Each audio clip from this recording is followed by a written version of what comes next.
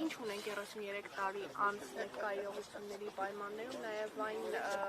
միտումը, որ Հանրապետության ղեկավարը շնորհավորում է 1945 թվականին տարած հաղթանակի կապակցությամբ, բայց ոչ մի տող եւ որևէ անդրադարձ Շուշիի ազատագրման վերաբերյալ։ Ինչպես ասվում է, քաղաքական դիակների մասին կամ լավ կամ ոչինչ, տվյալ դեպքում այդ քաղաքական դիակի մասին եկեք չխոսենք, այլ ընդհակառակը շնորհավոր ենք մեր ամբողջ ժողովրդին եւ առաջին հերթին մեր հաղթանակները կերտած նվիրալներին, այսօրվա եռատոնի հետ կապված մեր հաղթանակները մեզանից ոչ մեկ չի կարող խլել։ Այսօր իսկապես մեծ խորհուրդ է, հիշեցնեմ, որ եռատոնը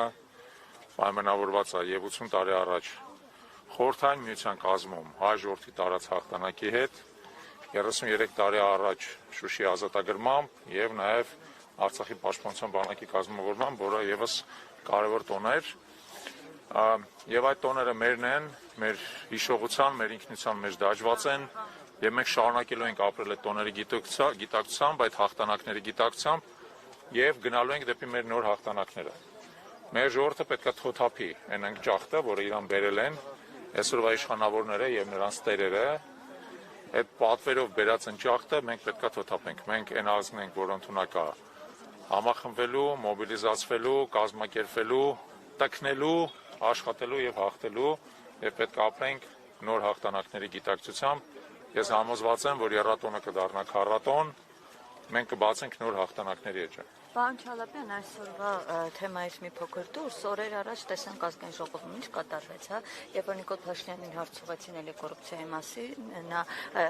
բարկացավ, բոլորին սպառնաց, ասում է հաջորդը դուք եք լինելու, որ ԱԱԾ պատվանում եք հայտնվելու, ինչից սկսվեց այդ ամենը, ինչու է ամեն անգամ, երբ որ կոռուպցիայից են խոսում, այսպես աղմուկ է բարձրացնում։ Ես կարծում եմ, որ մոտենում այն օրը, երբ որ Նիկոլ Փաշինյանը կանգնելու է դատարանի առաջ եւ պատասխան տալու իր գործած բոլոր հանցանքների համար, դրանք բազմաթիվ են, դրանց ոմանց հետ կապված մենք ինքներս հաղորդումներ ենք ներկայացրել հանցագործության մասին, սակայն այս ավտորիտար վարչակարգի պայմաններում